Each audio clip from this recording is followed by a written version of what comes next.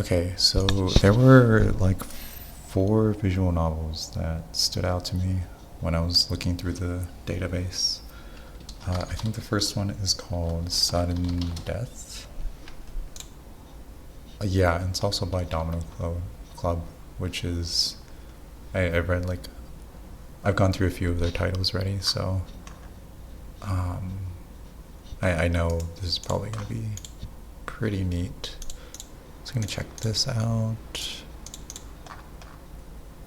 Yeah, I'm 100 years old, more or less. Oh, this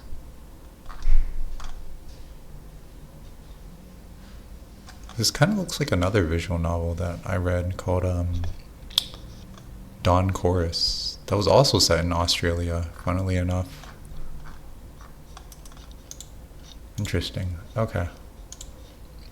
So there's Sudden Death. There's Repeat It Back to Me.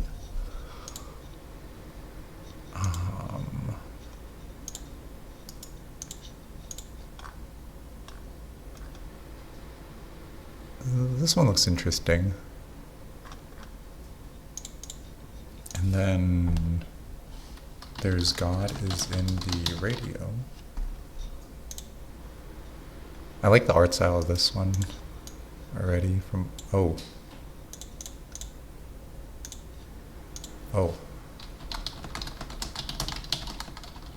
Did they delete it? Oh, maybe they deleted it.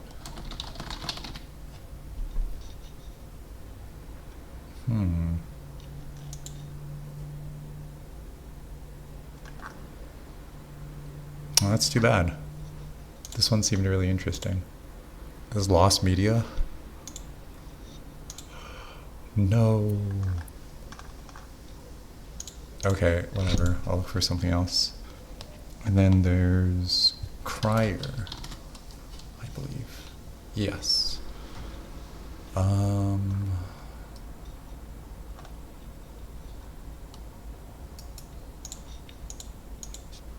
do I... Oh, here. Oh wait, is there a way I can...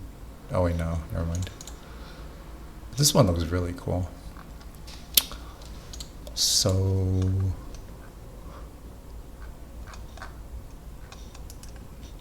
yeah, I'm going to play one of these 3, I guess. So I'm going to do random number between 1 and 3. 3. So I'm going to play Repeat It Back to Me. Maybe I don't need to download this one. I'm probably just going to play this one in the browser. Am I recording? Yes.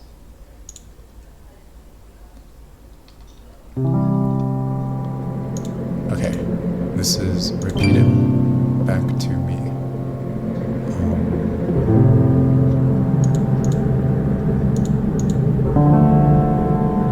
Okay, I think maybe I need to...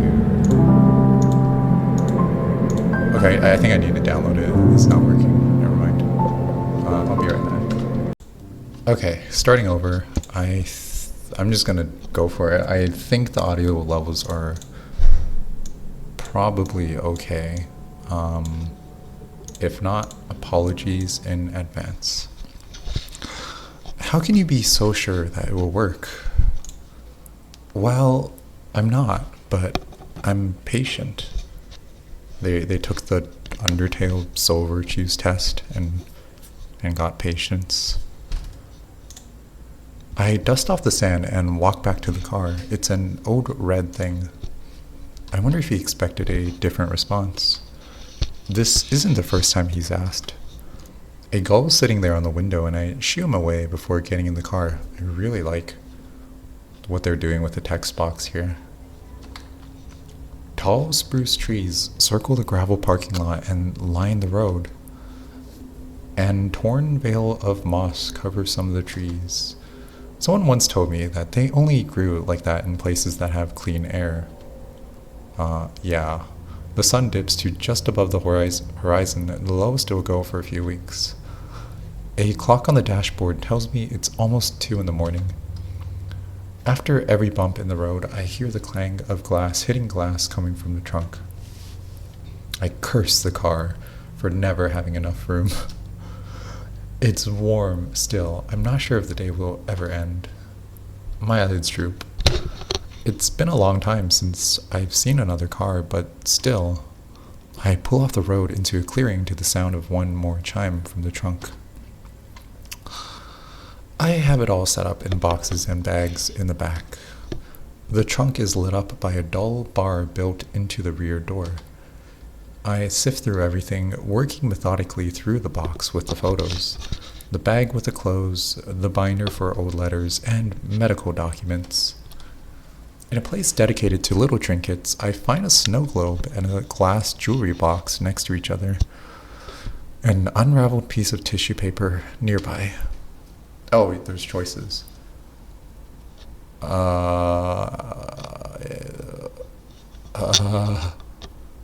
the jewelry is in a box already, but I guess that's to like make extra sure that they don't fall out or something.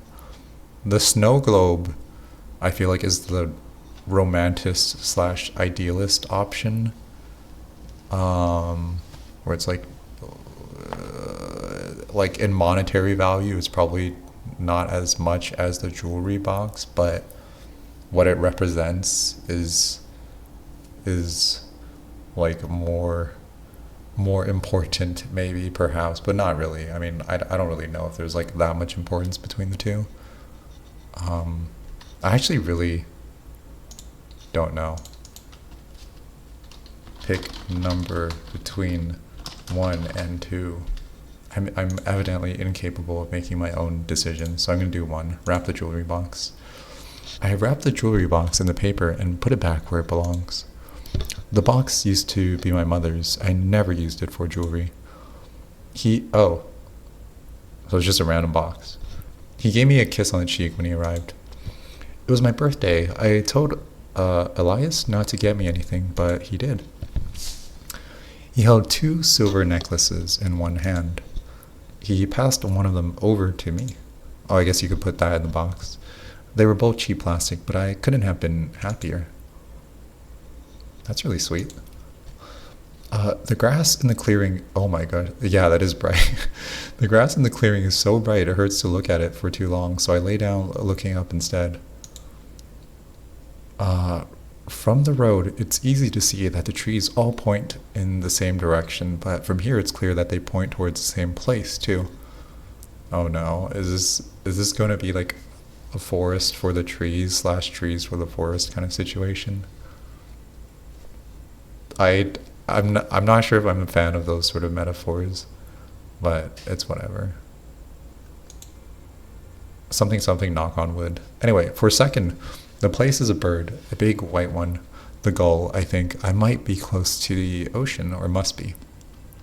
By the way, I still to this day do not understand knock on wood used as like a saying to ward off like potential mishaps in the future or whatever. Like there's a lot of other sayings that just seems to be a little bit more intuitive, but this one just feels so out there. Like it's one of those things that feels like so detached from its original usage, kind of like in a like linguistic sense. But yeah, it's a very strange one. I just do not know what knock on wood has to do with like warding off mishaps or whatever. But anyway. And then, just a moment later, that little hole in the sky is empty again and the trees point toward nothing, towards each other. The car is too stuffed to sleep in. I don't know the first thing about camping, nor do I think I have the room for camping gear anyways, but I have a tarp. They're LARPing camping with a tarp and a blanket, and it's enough for me for now. The sun swung across the road while I slept. The passenger door to the car is open. A handful of feathers scattered across the dash. The gull had gotten into the car again. I pop the trunk and tally up what I have. That bird loves messing with my things. Some of it moved overnight, but I'm certain it's all still there. I look up to see if the gull is still around. The sky is empty and the trees point at nothing. I make a promise to myself that next time I'll remember to lock the car. I start the car again and the road unfurls before me. I'm useless at directions. Oh, you should not be wandering a forest then. But the route isn't very hard to follow. It's only at this point, just ahead now, where I have to turn off onto a dirt road that I get nervous.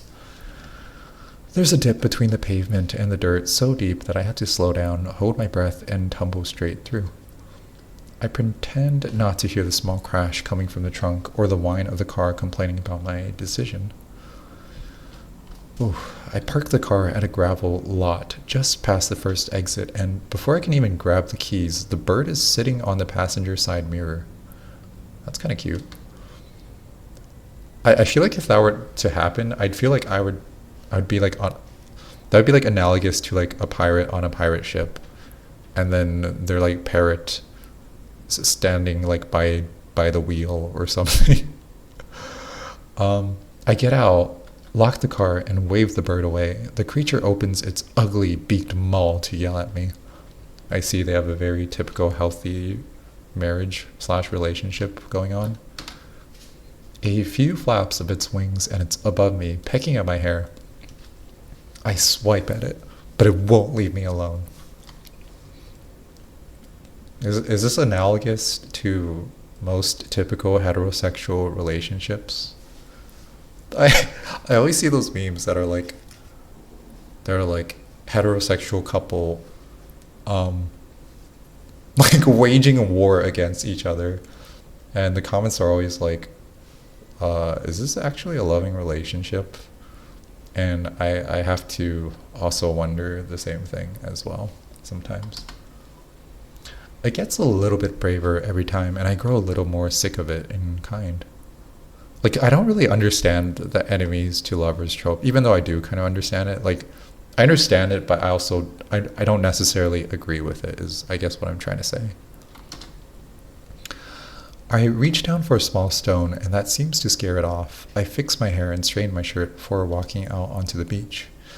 Like earlier, I'm just going to go on a random tangent. There was something about like the word dash and feather, and then in my mind I was reminded of Rainbow Dash. And then now I'm reminded of the relationship between Rainbow Dash and Applejack, and how a lot of the fandom seems to ship Applejack with Rarity, like Rarajack. And personally, again, I understand it, but I don't agree with it. It feels like a little bit of a toxic relationship built on like this weird standoffishness and a sort of like heteronormativity kind of stance that like permeates the entire thing. Whereas I actually do agree with the canon of Apple Dash or Rainbow Jack, where yeah, they're both a little bit competitive towards each other, but it feels like it's more of a healthy, it comes from like a healthier standpoint and wanting to like better each other, I think.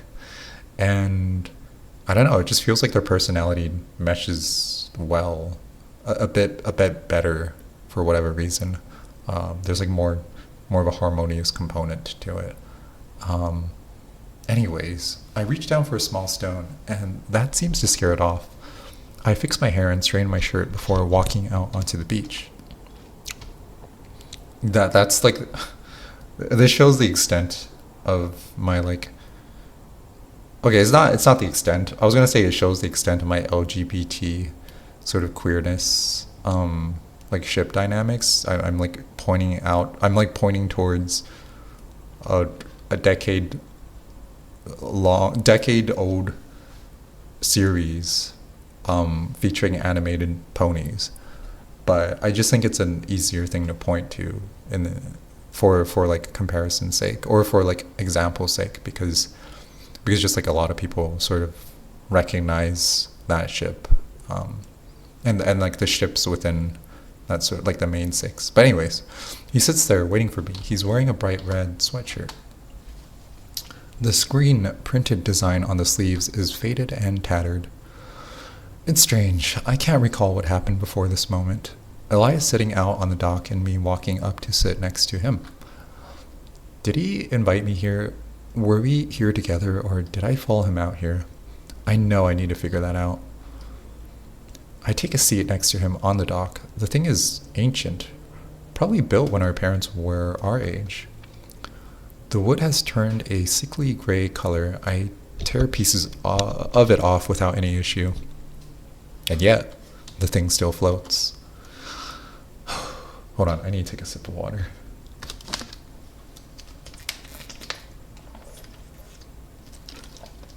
Oh, excuse me. Okay. I take my shoes off and let my feet dangle in the water. And just like that, I'm back there again. Oh, okay. It's been a while. 18 hours to be exact, but never mind that. It's a nice lake. Yeah. The lake wasn't that nice. The water was cold and muddy. Even the beach, if you wanted to call it that, was mostly rocks and weeds, but still. Why won't you talk to me? Oh, come on, you're no fair. Fine, sorry.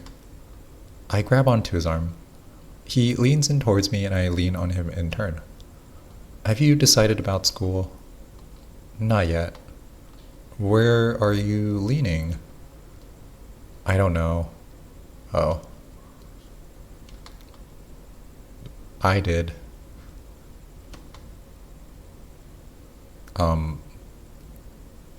Yeah.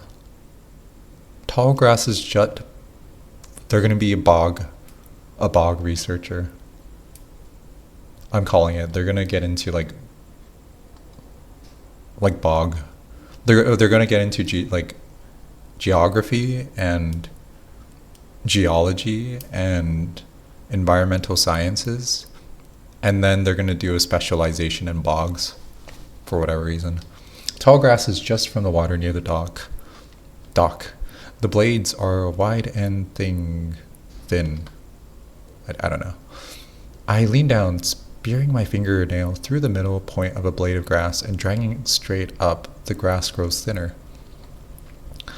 I remember once sitting here with Elias and watching a group of ducks glide across the water. It's going well, I think. You're going far away, aren't you? Come on, I still don't know yet. I watch his face as he looks away from me. No matter how hard I try, it's never all the way there. It doesn't matter that I have photographs of us from every angle. I'll never be able to set the features just right. At least when I look at our reflections in the water, I can't tell anything is wrong. What if we went somewhere together? What do you mean? It could be like a road trip. Summer's almost over. We don't have enough time for that. Let's just try to enjoy this afternoon here. Oh, come on, it doesn't have to be long. You always used to talk about it, how we should go somewhere together.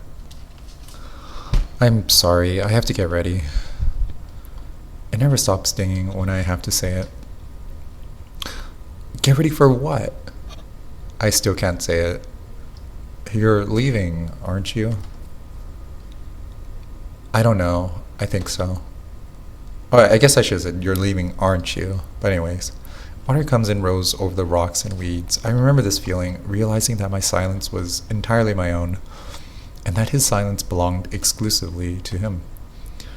Look at us now, sitting separately in silence. I'm sorry. He's going off script. But I don't get it. Out of every memory, why come back to this one? Oh. You told me you didn't even break up with him until what, a year? Wait a minute. You told me you didn't even break up with him until what, a year later? The timeline doesn't make sense to me. I don't know. I wish I could tell you.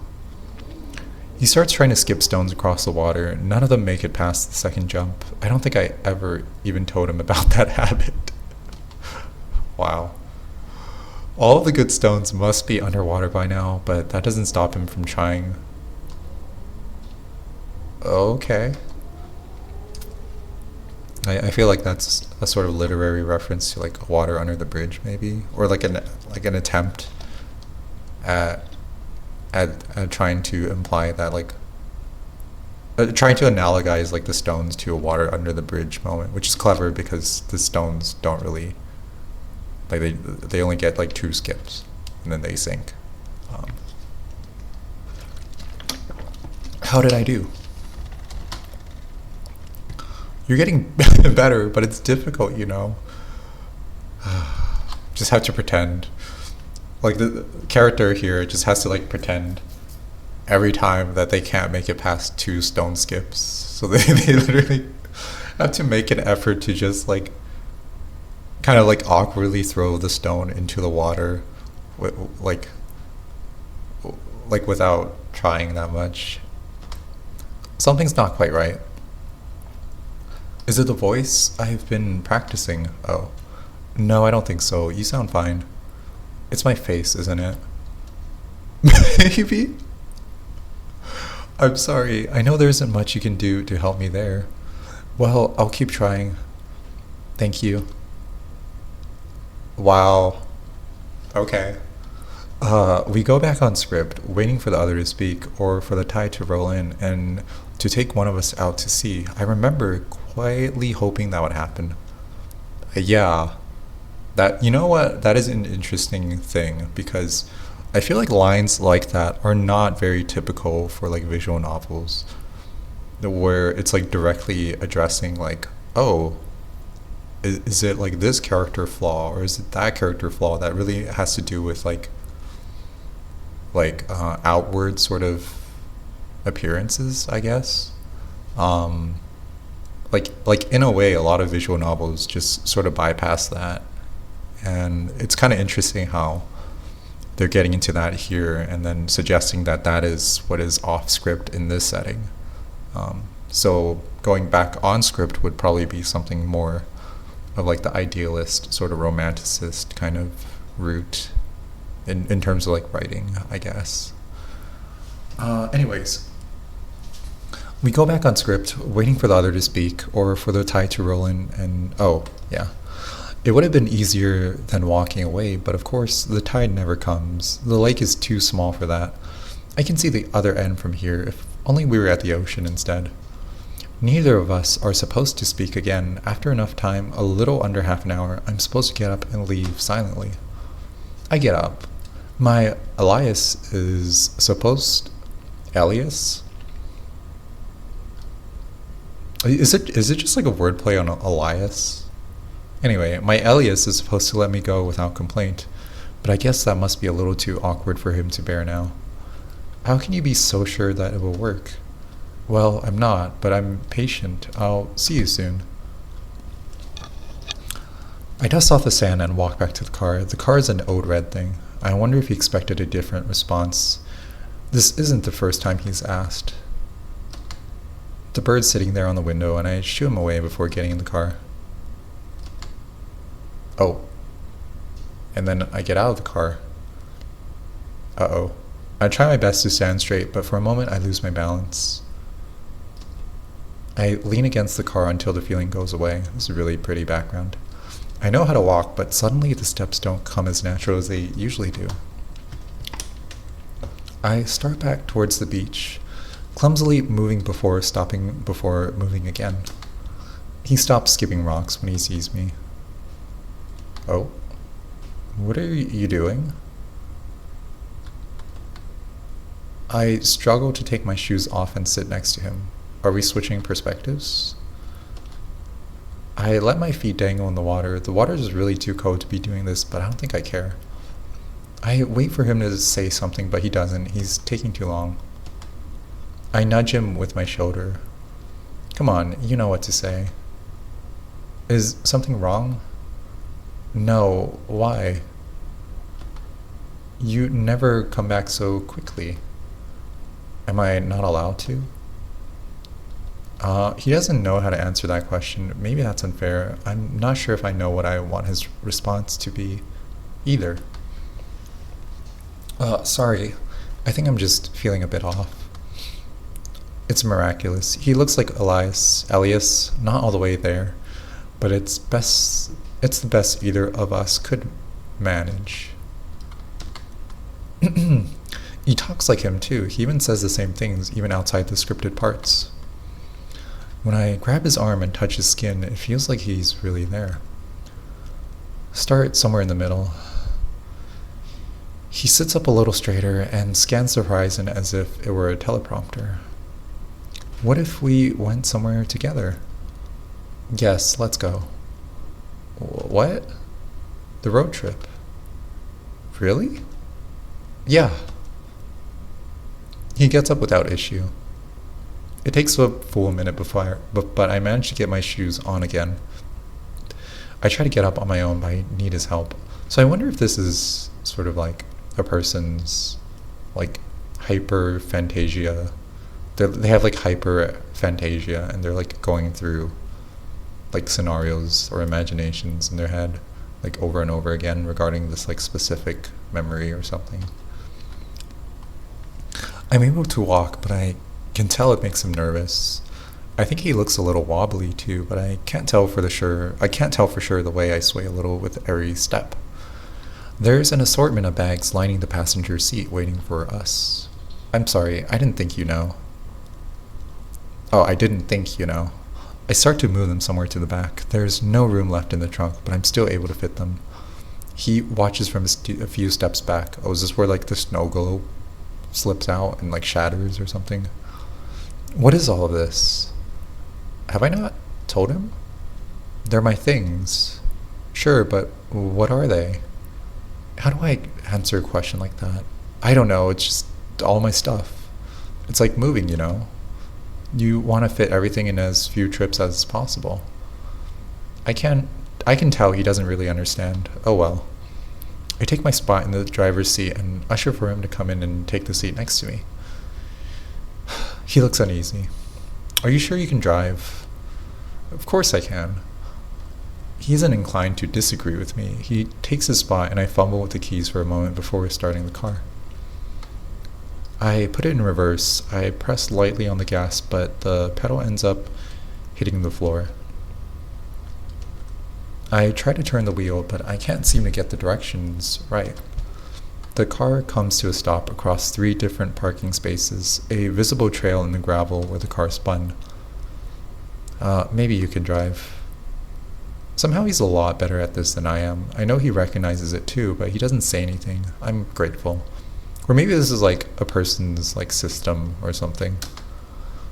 The road turns the way, or the person is a system or something like that. Anyway, the road turns the way it usually does. I give him directions, leading him along the route.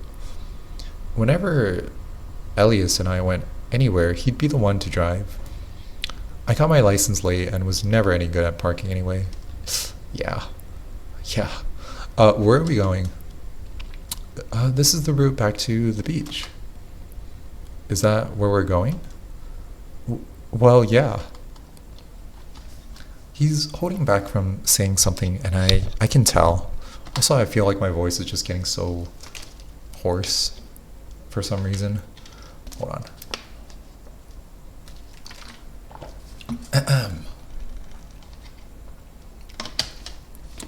Okay. The car comes to a stop in the middle of a long stretch of road. I'm about to ask him why he stopped when I see them sitting on the road ahead. A flock of seagulls. Isn't that a band? Packed together so tightly across both lanes of the road, I can't tell where one stops and the next begins. He has this blank look on his face next to me, not at all sure what to make of it. I mean, yeah, that is kind of crazy. Once during the winter, Elias had driven me home from his house where his family had hosted a small Christmas party. Or maybe it was a New Year's party. We came across a few cars heading in the opposite direction. The back roads to my house were always a little faster. He explained to me why you should keep this high beam headlights off when it is snowing. I knew this, but I pretended like I didn't. Also, I think my ear just feels kind of weird for some reason. It's like I have that feeling in my ear as if I were like at a high elevation or altitude. It's like popping. I don't know why. When he would flick them on to show me, the seemingly sparse threads of snow would bind together into a white fabric. He brought the cart to a stop. It was sudden, but he knew how to make it feel like it wasn't. Ahead of us on the road sat what looked like a lump jutting out from the road. "What is that?" I asked him. He turned on the high beam lights. "A deer," he told me before driving around it. He begins to back away from the gulls. He turns the car around and we're driving back the way we came. I guess this still works. We'll find our way back to the beach. We came to a four-way stop. I've driven through 1,000 times already. Oh, which way? Which way, traveler? I picture the car coming in from the left, then the right, then from the road straight ahead, but none of them feels right. I wonder if I got distracted and missed a turn somewhere else. Go right. I've never seen this road before. It's wide enough to fit 2 lanes, but there aren't any markings going down the middle. I don't think this is the right way. He pulls over, but he doesn't stop the car. Do you have a map back there? I'm sorry, I never thought, well, I don't know. I don't have a map. Why don't we just keep going this way? Well, he points off to the right. It sounds so accurate. It feels scripted when he says it. We were lost. We were stuck.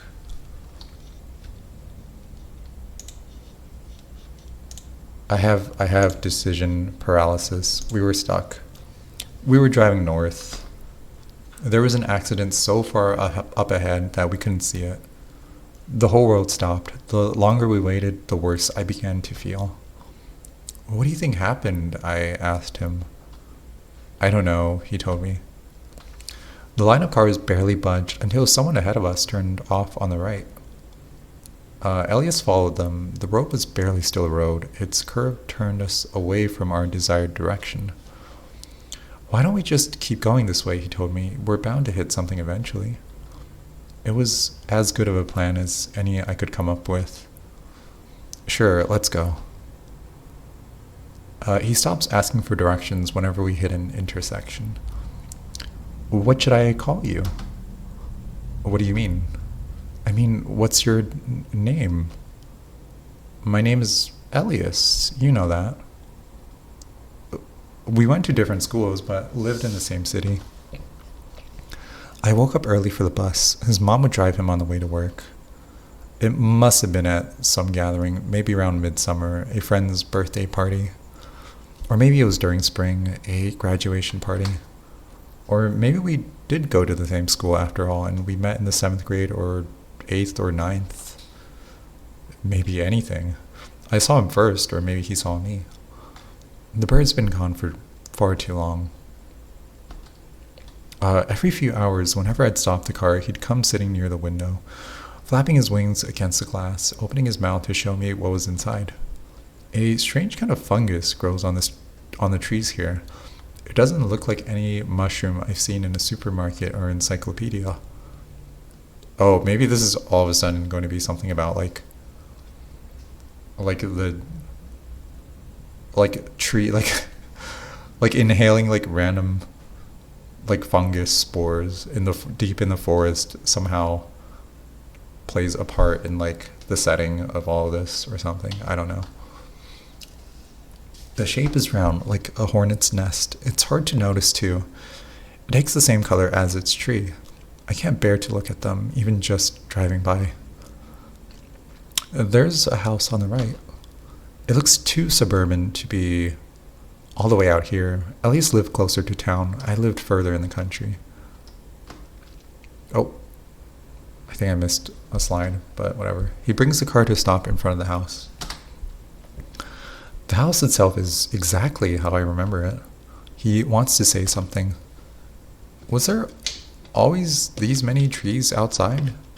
In the middle of the forest? He knows he should say something meaningful about this place, but he can't. Time passes and trees grow, I guess. I'm sorry, does this place look familiar? Well, yes, you lived here. What do you mean? This is your house, or at least it used to be yours. I've never seen it before. I'm about to tell him to keep driving, but he gets out of the car before I can get a word in. He's at the front door. He knocks once. He knocks again. Come on, I don't think this is it. I don't think I really know what it is or what it should be. It/its pronouns. He refuses, clutching at the doorknob. This is typical it/its pronouns, like the average day in their headspace. In our headspace. In the headspace. Anyway, he refuses, clutching at the doorknob. Come on, let's leave them alone. He's stuck there, utterly unable to hear what I'm saying. I've seen this before. I know the feeling. I grab hold of his other hand. It can take a few minutes to pass. His hand tightened around mine, and the door handle falls off without much fanfare. No, that's enough. We're leaving. He's already inside. He leaves the door open behind him. I think they might have a penchant for urban exploration. There's nobody home, nobody except us, at least. The furniture still has that look to it. It's meant to be seen. Ugh. Sorry, my ear just feels so weird right now. I don't think I ever saw the house like this, not at all once. Wooden angels out for Christmas, woven pumpkins for Halloween, an Easter basket with eggs, several small bags. Excuse me. That was not intentional. I apologize. Several small flags for midsummer. Yeah, that was. I might have to. Okay, I don't think I need to edit that out. That was just a genuine sort of misread. I think it's the way the words were like placed together. I don't know. I'm just gonna not choose to focus on that. The couch set they had when I first visited. The couch set, they replaced it with the last time I was here. Like a magnet, he's pulled upstairs. He shouldn't know where he's going. He practically glides down the hall until he's at the door, and one blink later, he's on the other side. This time, the door is closed. I try the handle, but he's locked himself in. I try the handle again. Oh, decision paralysis. 2. We had just gotten together. I knocked on his door and he opened it right away. He was waiting for me. We didn't stay here long though. We went out to some place. I can't remember where. I wish I could remember more places, but I don't. Hey, are you in there? Yeah. Are you okay? I think so. I can hear his breathing on the other side of the door. What's my name? Elias.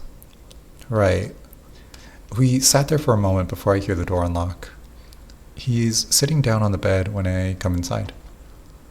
He stands up when he sees me. That's a really cool carpet, by the way. Oh, posters line the walls. Too many posters. I can't see any wall. Every band he's ever liked, every movie he's ever watched, every picture we've ever taken together, every picture of just him, every picture of him with someone else. A ceiling fan that hasn't worked in years. The mattress still sags a little in the middle, and the pillow is bent at an odd angle.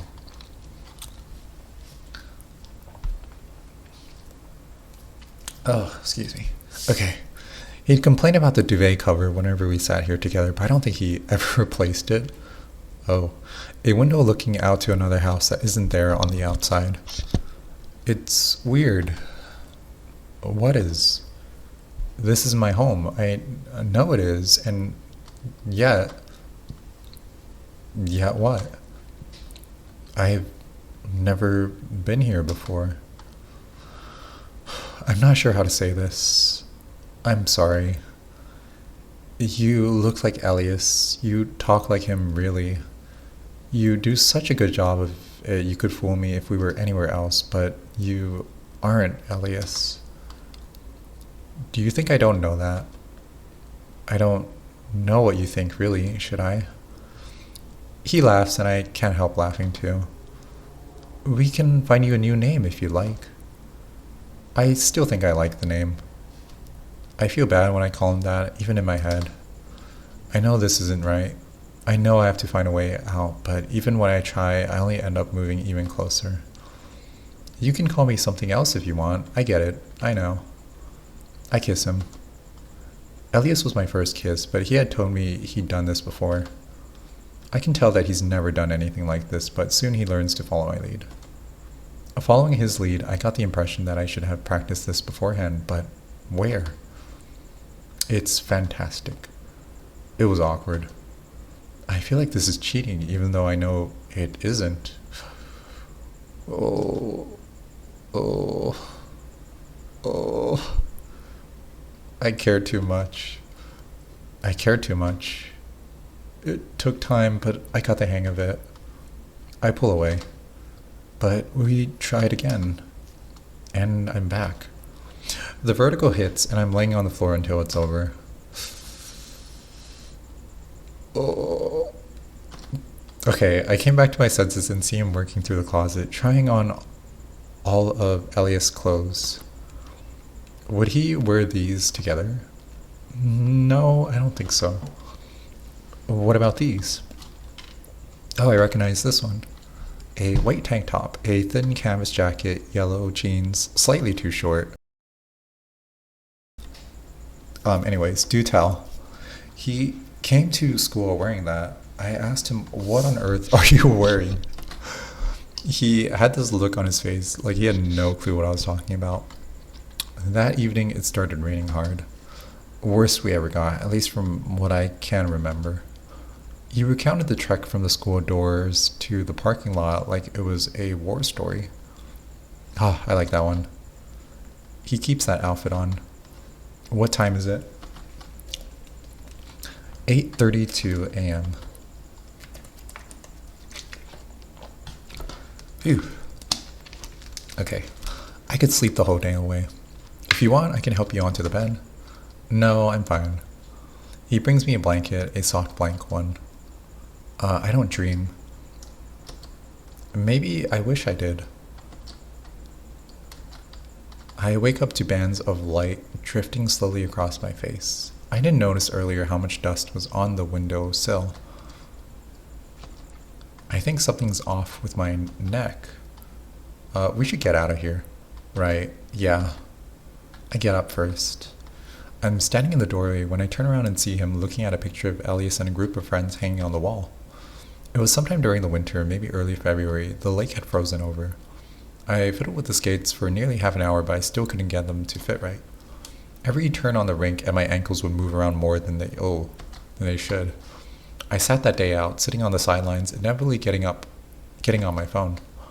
They came over as a group and were about to join me when I waved them back into the ice. Onto the ice. I shuffled out on my boots and took maybe a dozen photos of everyone. I guess Elias must have printed one of them out. I don't tell him any of that. I don't think anyone lives here anymore. Still, I try to put everything back the way we found it. Maybe this is... Oh, I forgot you can actually like kind of look around in this like parallax kind of way. Maybe this is the new route. Maybe we'll run into a flock of birds on the road again, forcing us to back up, getting lost again until we find our way back here and nothing's changed. I wouldn't mind that. He stands near the trunk of the car. May I? Sure. He opens it up and peeks into one of the boxes, more photos, and then another. He grabs out the hockey stick wedged alongside the wall of the car and then puts it back. I think back to how we found the house. A hole in front door where the doorknob used to be. I need to put the doorknob back. Okay. The doorknob keeps falling out whenever I try to put it back into place. I'm not particularly handy. I can't fix this door, but I also can't leave it looking like this. I pick a splinter of wood from the corner of the porch and use it to wedge the doorknob into the socket. He's already sitting in the driver's seat by the time I'm done. Looking in from the other side of the pavement, I see him staring at his reflection in the rearview mirror. He pokes and prods at his face like it's a foreign object. Oh no, maybe this is a story about featuring shapeshifters in the forest. No, I don't think it's that. He stops when I open the door. I don't mention it.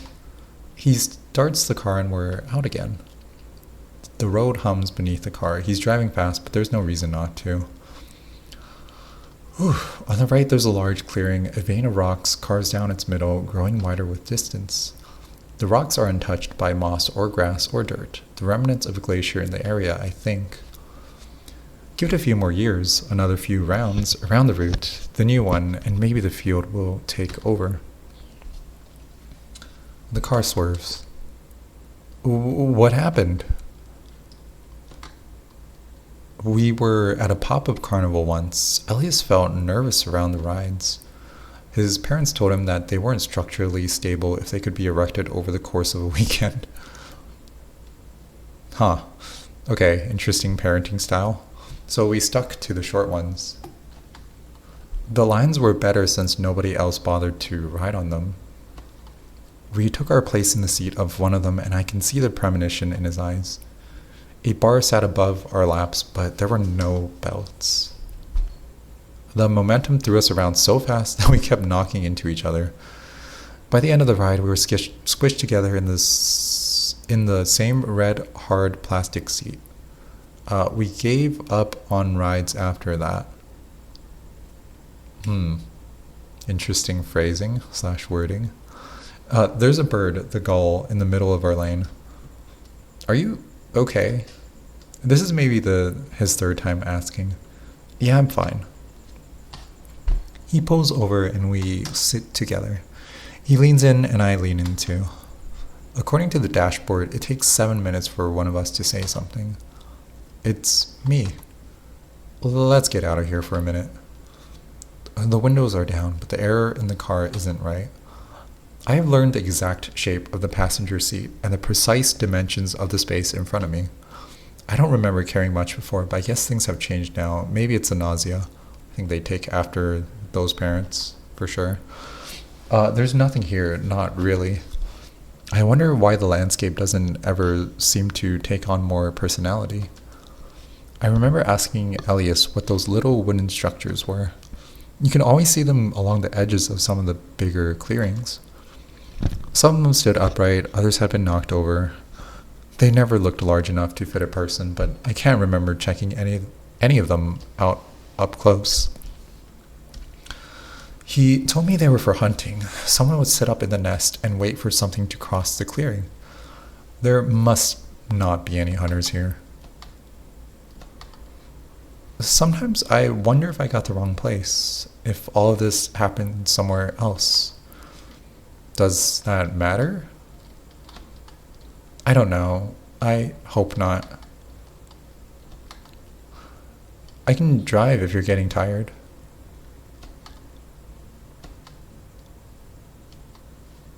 No, I'm doing great. I start watching him while he drives. It's different from before, like he has somewhere to be. Hey, where are we going? I was thinking about that place in some of the photos. The lake we all went to during the cold months. I saw a hockey jersey in the closet. You have the hockey stick in the back too. We went there a lot, didn't we? Honestly, I don't remember. You're probably right. I know, it's silly. It's not silly, I'm just not sure we'll find it, or if we do, it will be what you expect. I bet the place looks a lot different in the summer. He drives slower after that. He points out every exit in the road. I tell him no, that isn't the one. I don't really know much better than him where the lake is or isn't.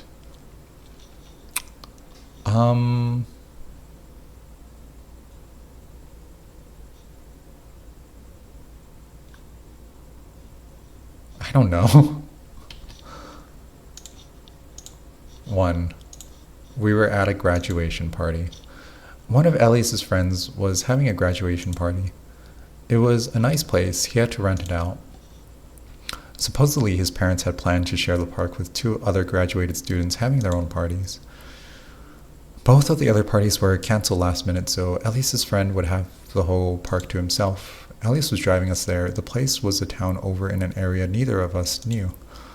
We did a full loop around several acres surrounding the park before narrowing down on where the entrance was. I think I recognized that bird. I know I did. Yeah? He won't stop following me around. He keeps messing with my stuff. What do you think he wants from you? I don't know. That's the thing. I can't recall any stories about birds or seagulls really. Nothing worth remembering anyway. I get the impression that the clock on the dashboard isn't very good at keeping track of time. Life moves slower than the clock, but I suppose that can only be a good thing. We were looking at a map of the US. We took turns closing our eyes and pointing out a state. I could name maybe 10 of them. We looked up photos of them as we went, carefully ranking each by how much we'd like to live there one day. I never had any intention to leave, and yet we sat there for maybe an hour before moving on to other countries in Europe. There's a field on the side of the road. The corners of the field where it meets the forest are boxy. Ooh, did you ever get sick of it, driving down the same route, watching the same trees go by? No, I don't think so. Did you get sick of sitting down by the water, waiting for me, then saying the same lines over and over? Well, maybe a little. I'm sorry. I am. It's fine. I think I like this better, though. I think I like this better, too. I didn't realize he had been slowing the car down until he had pulled over. A small dirt lot stretches along the side of the road. There is space for maybe 11 cars. This is it. You found it. I feel myself falling upwards towards the car roof. The seatbelt can't do anything to stop it. When I step out, I know that I'm being sucked towards the sky, but thankfully, the ground pulls me back. He rushes over when he notices, holding onto my shoulders until the feeling passes. Ooh. Are you okay? Of course. One foot, then the next, back to the first. He's holding me upright. I think they're probably trying to process this particular setting or memory, maybe. We can wait here for a moment if you want. I want to lay down, but I know he needs this. No, I'm fine. Let's keep going. We follow a path, if you could call it that, down to the lake. The trees are marked with orange paint. It had a name, the lake. I can't remember it. I only remember its shape, long and narrow. Ooh. The path opens and I'm not sure what I'm... Wow, this is really pretty. I'm not sure what I'm looking at. The day so far has been warm. Only now do I start to feel the chill of nighttime, if you could call it that, rolling in. Nevertheless, the lake is frozen over. There's a thin layer of powdery snow on the ice, a thin white painting hiding the bright green reflection on the ice sheet surface. I go to tap on the ice with my finger to double check. It's cold and dry. Also, I think it's interesting because there was that scene earlier where like the color palette of everything seemed to be like inverted, sort of. So I think the other character in this scene is probably looking at like a very different color palette than this, where this looks like very, I guess like conventionally appealing. The other one looks a little bit different, I guess, perhaps, but I'm not entirely sure. I take some of the snow in my hand and watch as it melts just a moment later. I wipe my hands on my pants. He tests the edge of the lake with his shoe. The ice is strong and still. He steps out just an inch off the coastline and still the ice holds. He goes to take another step. I call out to him. Careful, it's warm out. The ice is probably thin. He takes a step anyway. I think I start to see him falling through, but his body stays above the ice, sliding unceremoniously further out towards the lake. I laugh, small and polite. He laughs. He tries to get his bearings, rolling over onto his stomach and placing himself on his hands and knees. His right knee glides outward and he's flat against the ice. I laugh a little bit more. He doesn't. I stop. I wonder if I should ask him if he needs any help. Yeah, this is what I mean. I think this is probably, I don't know if this is like an exact inversion, but this is probably close to sort of an inverted palette, or at least like a color hue shift. At our graduation ceremony, 10 minutes until we were all supposed to be gathered, he sat outside the bathroom. I think he was worried. I was fine. I remember being scared that I would cry that day, but I didn't. Um, uh,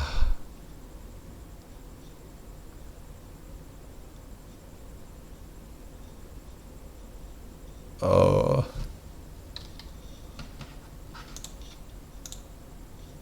okay. Oh, I'm okay. I actually meant to click the first one, which is go out onto the ice, but I accidentally clicked like here, which I think like set off the second option. But just know that I did intend to click the first option. Anyway, I'm going to head back to the car. Okay, you do that. Our school wasn't big on sports, but there was a hockey team. Elias ended up there, but I got the impression that he never particularly liked hockey.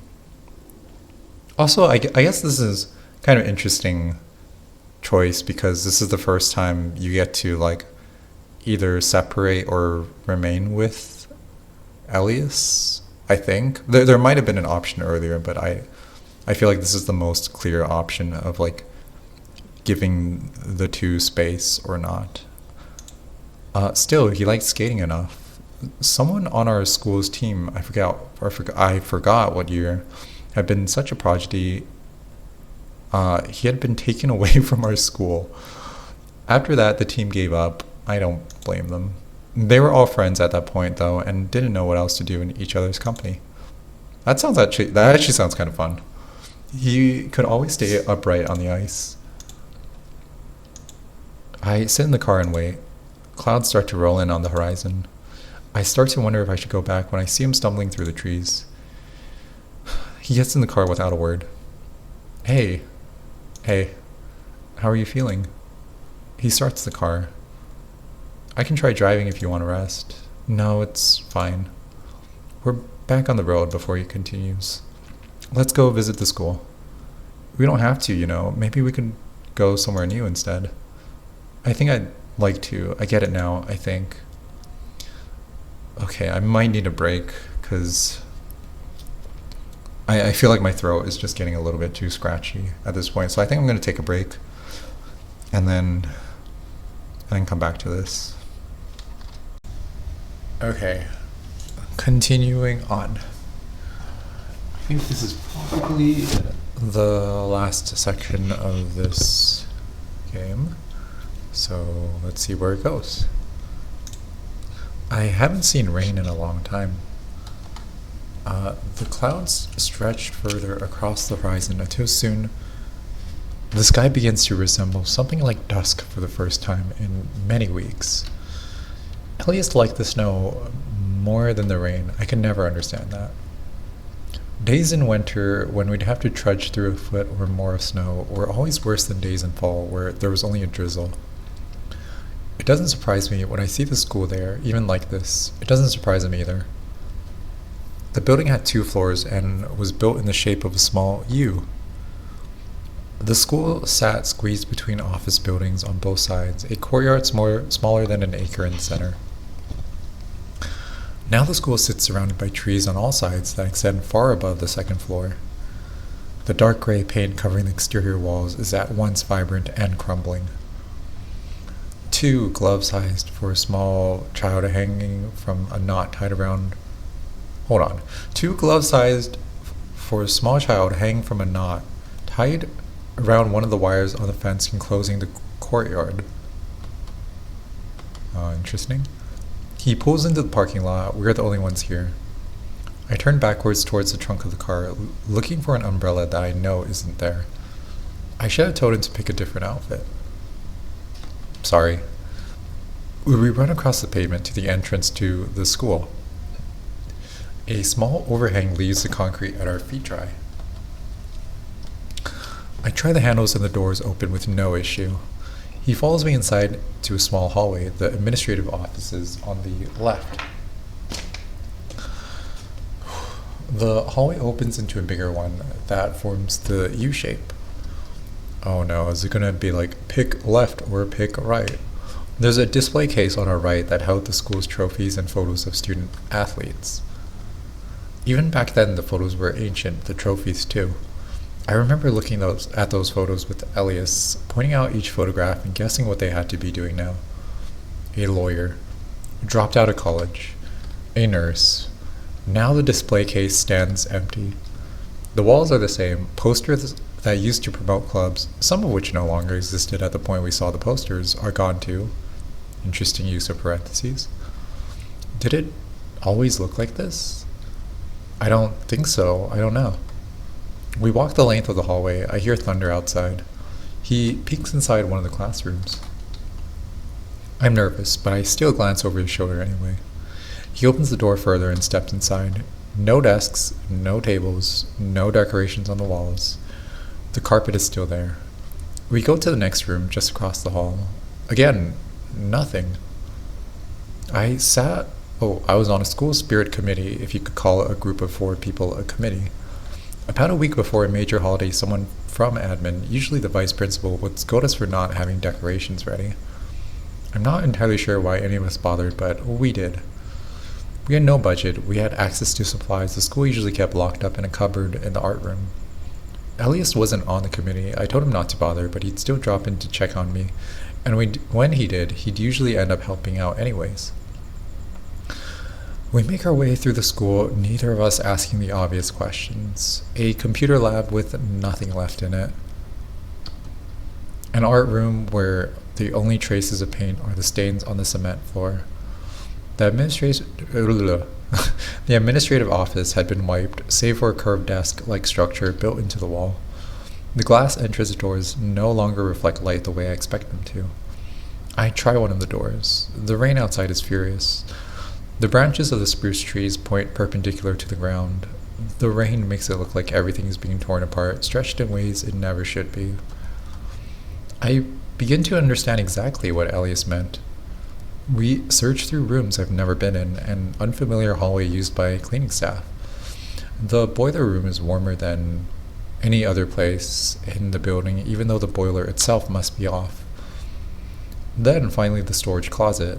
The closet is small, no longer than 5 meters in width and length. It's far too much stuff to fit in this one closet, but it's all here. Every desk and chair, every poster and trophy, every table too, all stacked on top of each other unceremoniously. He starts to sift through it, considering every object before sliding it out of the room. Tell me a story. Oh, about what? I don't know. You pick. My mind runs blank as I watch him work. He picks up a chair. The backing is made of a thick green plastic. I don't know. Okay, we sat in plastic chairs. The school used one set of chairs for everyone. I remember when I was a small child sitting in these, they felt huge. You'd actually have to do a little jump to actually get up on the seat. By the time you transferred in, they were too small for anyone to practically use. Someone in our grade complained to the school a few times about it. When they didn't get a response, they started sitting on the floor.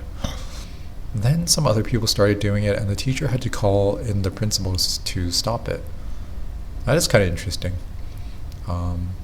I like how some people can make a story out of anything, and something even like making a story out of like sitting in chairs and describing it to that extent is really impressive to me. I really like that part. Sorry, this is stupid. No, it isn't stupid. No, don't worry about that. It's okay. I sit down against the wall while he looks through the pile. He comes across a large plastic box full of paper crafts. He opens it up. Hearts for Valentine's Day, eggs for Easter, and so on. They were all mixed together without much care.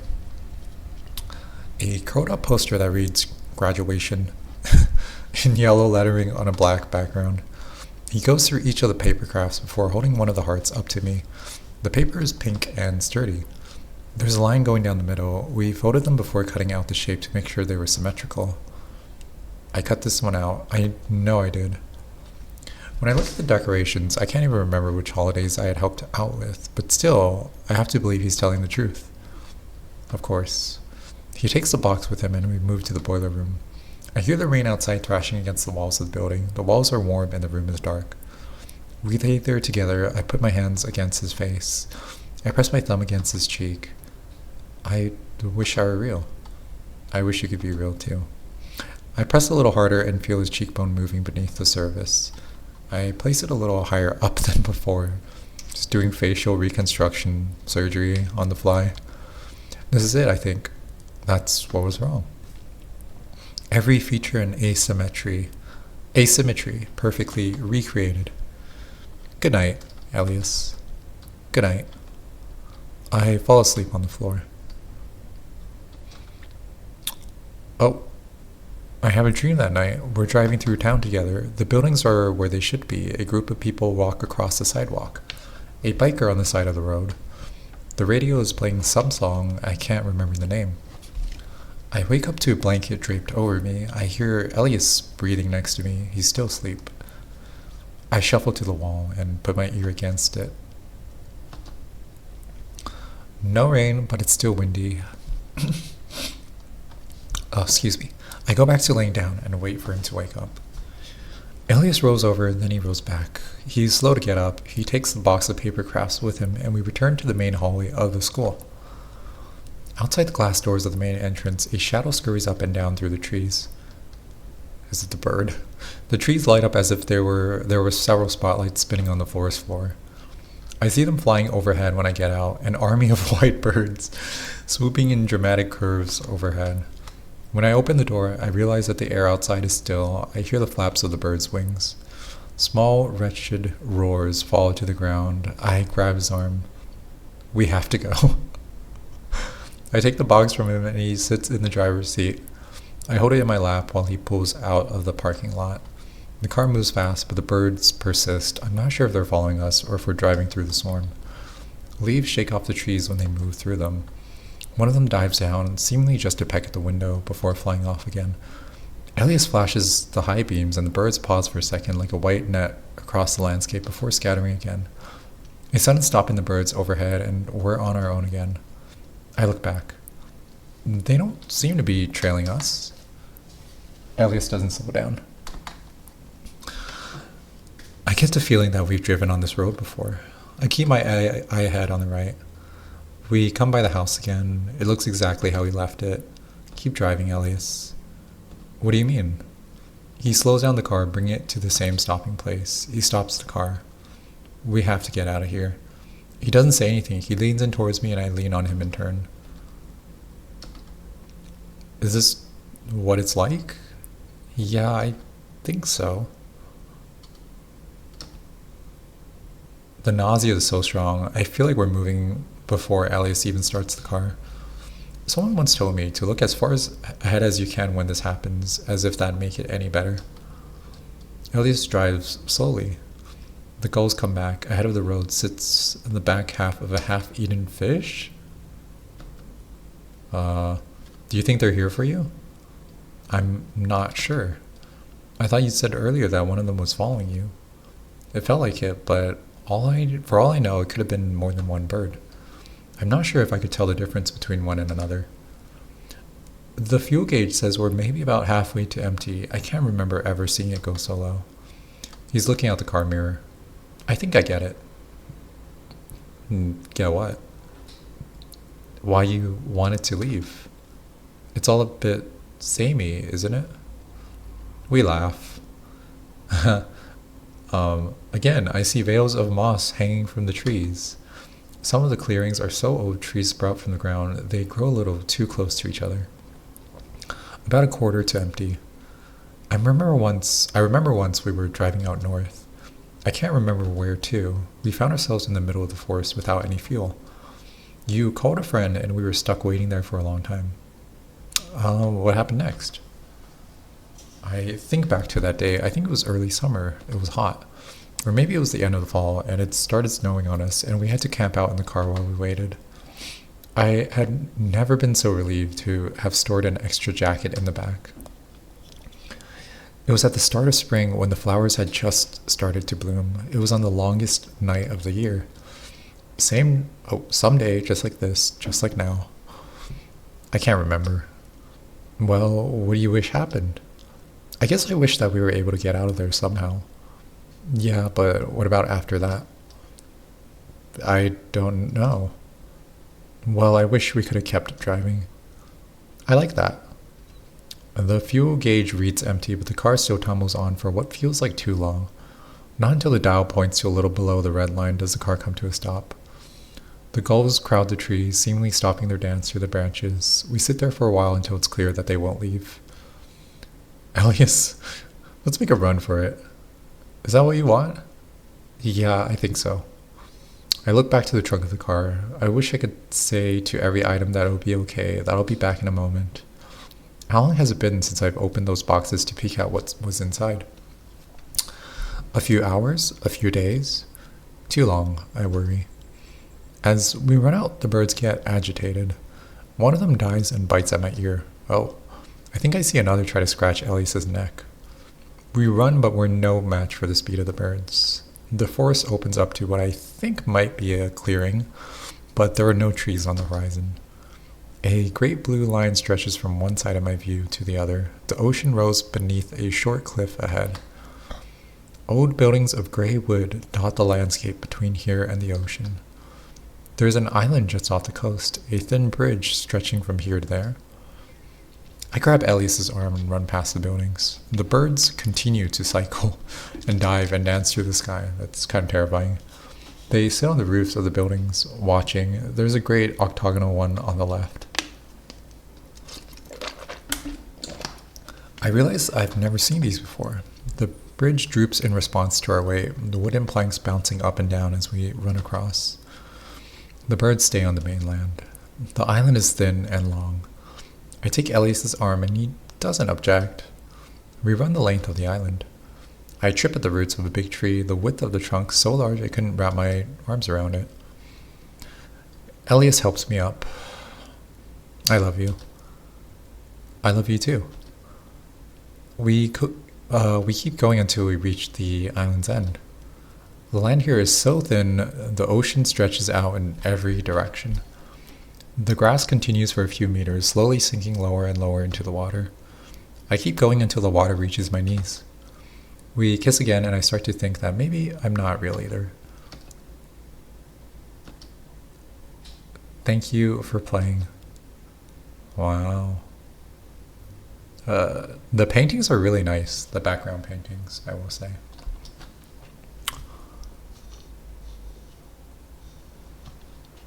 And I do like the 3D parallax view. I maybe if I ever play it again, I might have like utilized this feature a little bit more. But I'm curious about the other choices and whether they are that significant or not. I'm guessing no. I'm guessing most of the choices are more like for not flavor text, but for like kind of like running down or like explaining some of the like specific memories, I guess. But ultimately, I'm pretty sure this is the only ending that's available, I think. But I'm gonna do a quick test.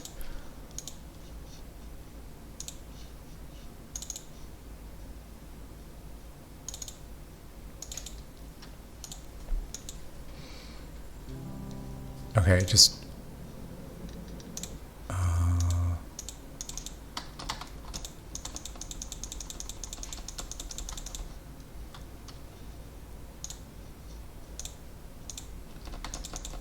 Uh,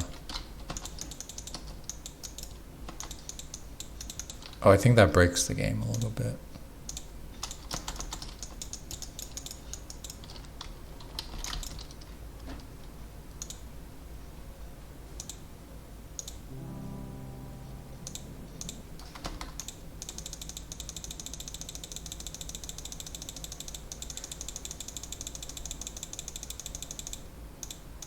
Oh, okay, so this is where a split would have happened, I guess.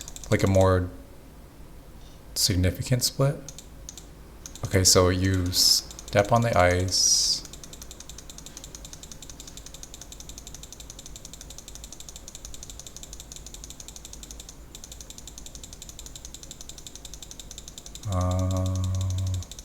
Okay, they're skating now.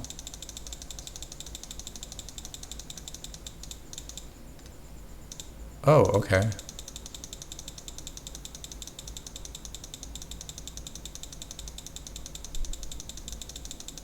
So I'm guessing they sink into the lake.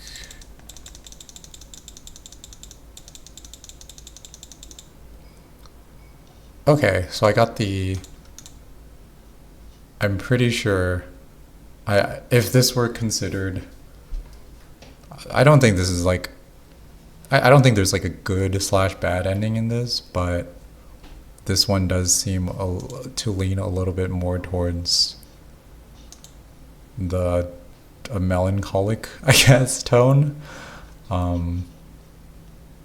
Okay, interesting. Yeah, I think there was a lot of significance to that choice. Like the the lake option, because on one hand you probably like it's about like, I don't know, it's about like letting go and then or choosing to be attached to specific things that maybe are like overdue or something. I don't know. The phrasing I'm not really good with the phrasing of this kind of thing, but yeah, it is interesting kind of thing where I'm trying to figure out how to word this.